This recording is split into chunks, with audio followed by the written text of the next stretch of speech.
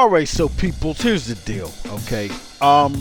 You know, I'm don't come here for political views, you know what I'm saying? I don't get political here because I know that's not why y'all listen to me, you know what I'm saying? However, I am a political observer. But don't get all worked up because I'm not sharing my views with y'all today. Okay, you can forget about that. But one of the political satirists that I'm familiar with, his name is Bill Maher. You may be familiar with him too. And the thing about Bill Maher is, love him or hate him, one thing that you can say is he likes to ruffle feathers on both sides of the aisle, all right? And another thing that you can say about him, or what I respect about the man personally, is the fact that he's coined a phrase that I think is very relevant to today's society. And that phrase is fake rage.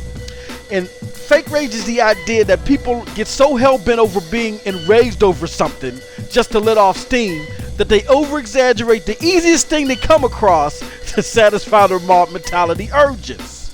And on that same token, I truly do think there's a lot of fake rage in the gaming community today, alright? Hey, look, it's your boy MM2K. I'm back with another one, you know what I'm saying? But before we get into this one, as usual, can you do your boy a huge favor? Can you hit that like button? Hit that subscribe button for your boy, you know what I'm saying? And then hit that bell for notifications as well if you haven't already. It means a lot to your boy. Helps me get these doses out here to you. Helps me cure the public because y'all need to cure it because there's sickness out here. It's airborne like I told you. It's all over your turkey. Alright, here's the deal. What is this fake rage about? It's microtransactions and loot boxes. Yo, y'all done lost y'all ever-loving mind about this, man. Y'all sons of Mitches done went crazy, done went all 8 nuts about this. For what? I mean, look. Now, I get it. The fact that in a multiplayer game, someone can just buy their way to success. When you work so hard, you know what I'm saying? Press your little fingers, boop, boop, boop, boop, boop, boop, pew, pew, pew in the corner, you know what I'm saying? You don't work so hard, it really upsets you. You get your spidey senses all tingling, I feel you, okay? Just relax.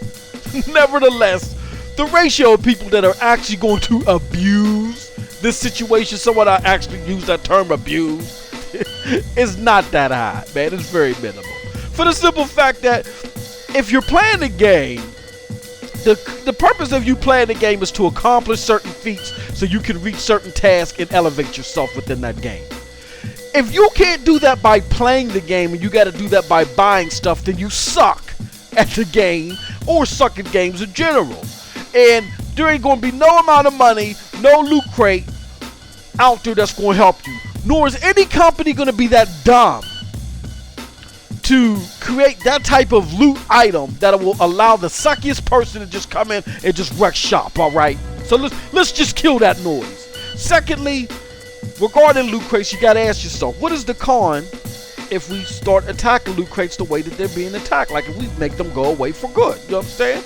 Well, let's focus on that for a little bit, you know what I'm saying? Because there's a must-read article from PC Magazine. It's titled, Financial Analysts Say Gamers Aren't Overcharged, They're Undercharged. Now follow me here because you know the whole shebang is that everybody is getting ripped off with these loot crates, that gamers, the game developers and stuff make so much money that they don't need no more money from the loot crates or whatever. This is just a greed move, you know what I mean? I even had somebody send me a video from some dude named Tarmac, you know what I'm saying? And this dude Tarmac says the rate of making games has stabilized since 2010. However, the revenue went. I don't even know where this dude done pulled these numbers out of. Whose ass crack he done pulled these out of? Because I just don't know. And I don't see where the numbers come from. Because where I come from, and just a generation ago, development alone went from 30 million, you know what I'm saying, to like 60, 75 million. You had studios like the studio that made LA Noire. They sold 5 million, still shut down, right? Did I get that right? Am I okay with that? You know, with them figures? And then Murder Soul Suspect. From what I understand, they open shop on the Tuesday, closed down on the Thursday. But development don't cost anything, it's streamlined. And this was all supposed to be because of digital stuff. Look, here's the thing, man. I'm going to tell y'all right now, after y'all had y'all turkey, y'all done had y'all rest, you know what I'm saying? You may have expelled everything out. Look, word to the wise. Do not under any circumstances, take anything that you see on YouTube as gospel that you're not familiar with. Please do your research. Any idiot, including your boy, can get online and say anything. But even though I'm an idiot, I do my research in advance to make sure that I'm giving you, you know what I'm saying, nothing but the facts. I crunch them numbers, I taps in them spreadsheet cells, you know what I'm saying? Unfortunately, everybody don't do that. So again, don't take that garbage for gospel. All right, and another thing that I want y'all to realize, you know what I'm saying? Let's think about this, okay? So even let's just say if my man Tarmac or Windpipe, whatever the hell his name is, let's just say if he was right, okay? And you know the development of making games is streamlined. Alright, these games were Fortune 500 companies, these game developers, are Fortune 500 companies. Spotlight is on them more, even on movies now, you know what I'm saying? Because for the simple factor, making more money than movies. When it comes to the stock market, once you're a Fortune 500 company and you're publicly traded, then you have to continue to show upward trends in your revenue growth, or you're done, alright? So just bringing in money isn't enough anymore once you become publicly traded. You know what I'm saying? You have to bring in money, and you have to have a feasible stock price, alright? That's just the way that it is, because your stock price is the definitive of your net worth, of your worth. You know what I'm saying? Hence the Great Depression after the stock market crash. It don't matter how much money the mugs had on had on Monday, because come Tuesday, it all came crashing down. Alright? We done learned this in school. Prime example. Back in 2013, Microsoft had purged all of its higher ups, including Steve Ballmer. Now you remember sweaty Steve Ballmer. We love this dude. He was the former CEO. This is despite that the company back in 2013 posted more revenue then than they are today. Back then they was posting around 22 billion in revenue. Right now it's like closer to 21 billion, you know what I'm saying? So you may be asking yourself, M2K, if that's the case, well, why did Steve have to go? Because of the stock price. There you go. It was a miserable $36, and that was horrible for that business sector, okay? You done had the Silicon Valley era, come to surface, you know what I'm saying? $36 for a Silicon Valley company, pretty much? Hell no. You got Google, Amazon, $1,000, whatever it is per share. Come on, yo.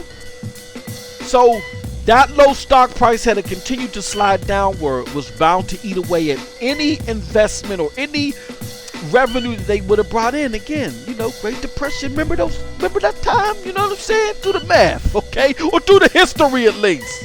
All right. So because of that, Satya Nadella was brought in. After Satya was brought in, he had more people put in different positions, and they cleaned up the whole mess. You know what I'm saying? Now the stock price is double what it was, and they're making close to what they were making before. Aha! So stock price does matter. They have to continue, these companies, to show upward trend and maintain a feasible stock price. All right, if you go back to 1989, there was a game called King's Quest. I remember that because, I'm a product of the 80s. You know what I'm saying? I've been playing games since I came out the Clam. I've been playing the ColecoVision, all that stuff. And I bought King's Quest for the Tandy 1000, okay? Back then, we went to an outlet called Electronic Boutique, also known as EB Games now. You know what I mean? So we went to Electronic Boutique to buy the game. Game came in like 6 or 7 floppy disks or whatever. Guess how much the game was back then in 1989 to the early 90s? It was $45. Hence you go to 2017, that's almost 30 years later. All right, and games are $60. That's only a 25% inflation increase. Things that are the same price that we was paying in 1987 didn't inflate just 25%. They pretty much done double.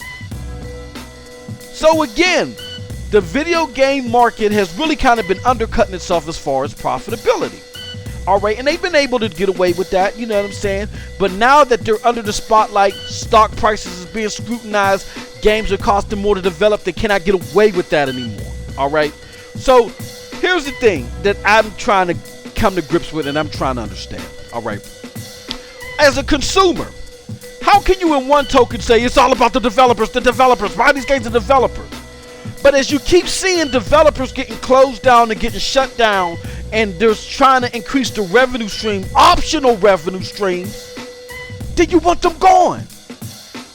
What the hell is it? You know what I'm saying? It don't make any sense. Y'all are all over the place. For the simple fact, again, another thing that was brought up that I agree with is y'all ain't really for the devs. Y'all don't know what the hell y'all for. When Microsoft was doing the DRM thing and everybody went ape nuts over it, you wouldn't even have to worry about this. Because had y'all let that go and let them do the DRM thing, then you still would have been able to trade your games, and you still would have been able to trade, games, and you would have just done it in the form of licenses, and the developers would have gotten the money for the used games. See, right now, this is the only market, Z says it all the time, where developers got to compete with themselves on the used game market. They're not getting none of that used game revenue. What Microsoft was trying to do was make sure that everybody got a piece of their product being sold, whether it was being sold once or multiple times. So what are y'all really for? And that's why I bring up the term fake rage.